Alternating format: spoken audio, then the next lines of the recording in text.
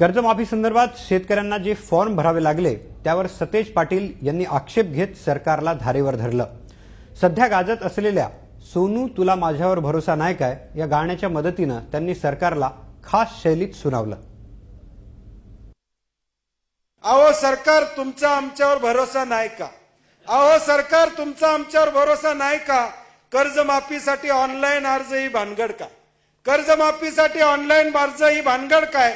100 रकान्यात माहिती याचा अर्थ काय? 100 रकान्यात माहिती याचा अर्थ काय? तुमच्या रकान्याचा आकार कसा गोल गोल, तुमच्या रकान्याचा आकार कसा गोल गोल। कधीतरी आम्हा शेतकऱ्यांशी गोड बोल सदाभाऊ, कधीतरी आम्हा शेतकऱ्यांशी गोड बोल। अहो सरकार तुमचा आमच्यावर भरोसा नाही का?